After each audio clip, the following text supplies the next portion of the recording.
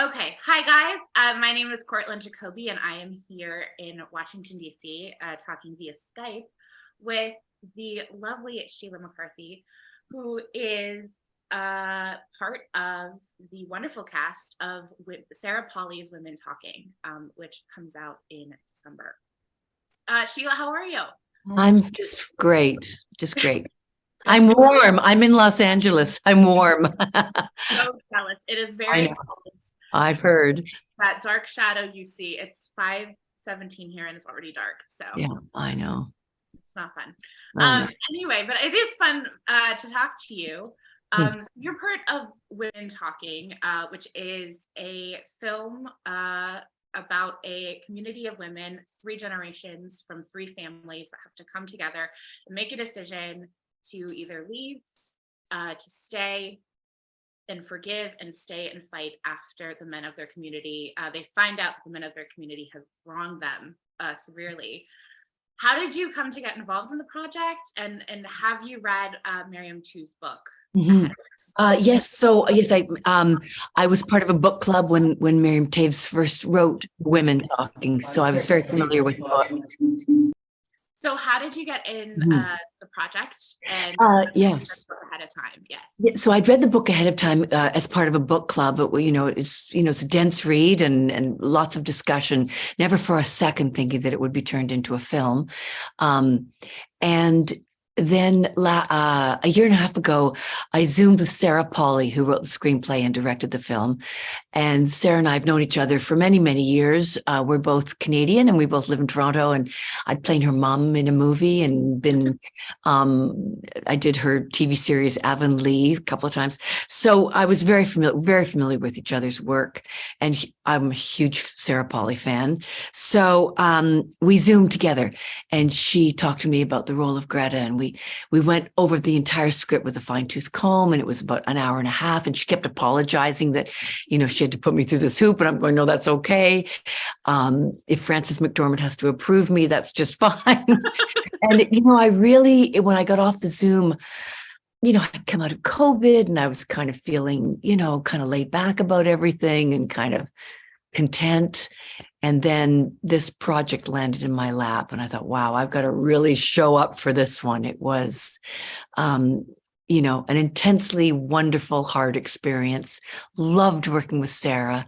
I mean, the cast was, when I found out who was in this movie, I was like, really? Wow. Okay.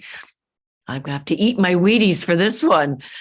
But everybody was fantastic. And we spent 3 months together, so we got very familiar with each other. And I got over the fangirl thing pretty fast, Well, sort of. that actually works really well with my next question because when Mhm. we meet these women, we're really thrown into their situation, and yet you can very much feel their bond and their history like immediately out of the gate. Was that natural, or obviously you guys said you bonded, but did you bond ahead of time, or did you just Great question. I mean, we actually had a very rare and luxurious 2 week rehearsal period. 1 week on Zoom, and then another week in the hayloft, putting together the choreography with the hay bales and where we would we blocked it basically. So that was fantastic. And I think we bonded because it was during the height of COVID. So we were all very sequestered like a jury, you yeah, know, 12 angry men. Now we're 8 angry women. So we were sequestered together. None of us saw anybody at night. I don't think I even saw my family. We couldn't after working all of these hours, sometimes up to 14 hours. So really, we were all very much together for the whole experience. And we were even offset in a huge conference room with plexiglass between us, but we were all together the whole time. I love that. Yeah, me too. One thing I loved about the film was how Sarah would drop these like little bits of information in just the right moments throughout the film that later you would feel like the devastating effects of. Did those Mhm. moments come through while reading the script? Oh, they did. They did. And I think that we each had our own little moments, our own little Easter eggs of very three-dimensional. Every character was so beautifully drawn and then realized by Sarah in a screenplay, which is hard to do with that many characters, and we shot 11-page scenes for 2 or 3 days. So, and in order from the beginning to the end, like all the hayloft scenes were shot in order, which was, again, you hardly ever get to do that, So, there was a lot of care involved right from the very top. What kind of backstory, if any, did you establish for Greta? I got the opportunity to talk to kind of your counterpart in the other family, Judith Ivey, and she mentioned channeling her grandmother. Yes, yeah. So I was wondering if you did something. Well, in the book, Greta was married to somebody who has died, and I thought I could use that. I have that from my own experience, and that's that takes care of him. So I have the feeling that she is a sort of a gentle giant of a matriarch, ruling with a very gentle but firm hand. Right. These are busy women. They have 12 children. They have 24 grandchildren. They have a lot of housework. And although they are not learned in terms of books and reading and literature, they have a different kind of intelligence that to me is just as insightful, really. You have to remember that this is a fable. Like this is an act of female imagination.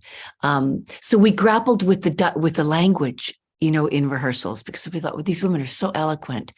Is that possible? And we thought, yeah, it is. And but it's, again, a what if story, what if? Well, especially when you think about how they're so deeply ingrained, their faith is so deeply ingrained in who they are. And if you read the Bible, I mean, it reads very eloquently and beautifully. And if they're reciting scripture, I mean, of course they would talk like it. Yes, and of course they would be reciting, but they would never read it. They would never read it. But for years and years and years of having been recited too, and the hymn singing, like to me, this movie is like a long hymn with breakage in it, but it's so yeah.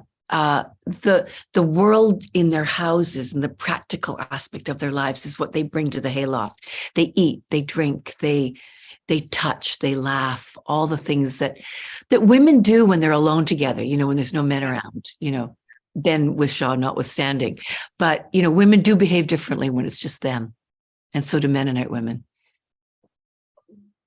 Your two daughters are played by Jessie Buckley and Michelle McLeod, beautifully played by them.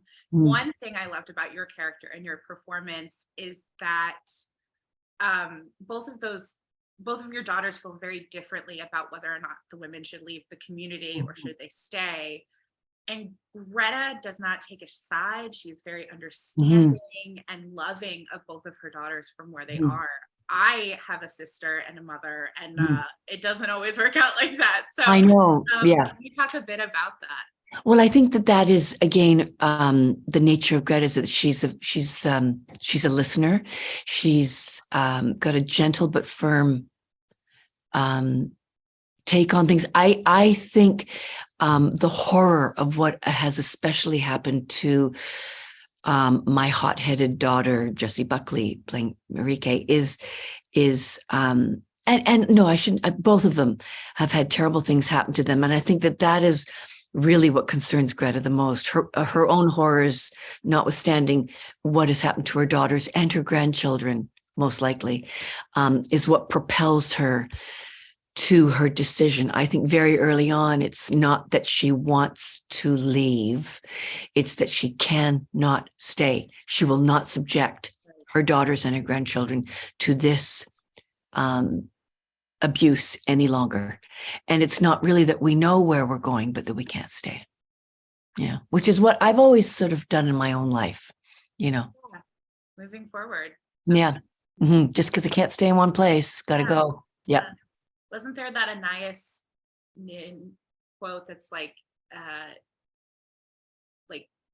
when it's too painful to remain in the bud, you have to grow or something like Yeah, that. yeah, that's exactly what we're saying. Yeah. And that's, we're in this, hotbed, and we have to leave it. So, I mean, it does take convincing, but Greta's way of convincing is, stories about Ruth and Cheryl, her horses. And then she does it with some humor. And I think that is a really Yeah. cool element in the movie, because I think, even, we've all been in dire, funeral situations, or whatever grieving situations we're in, where there has been laughter, and I think that is medicine in the face of such intense moments. Well, I absolutely love Women Talking, and I know many, many others will once it comes out. Sheila, thank you so much for talking. Thank you so much. I appreciate it. Thanks a million. Thank you. Thanks for checking out the show. If you like what we're laying down, please subscribe to our channel and click the bell to receive notifications for all of our latest stuff.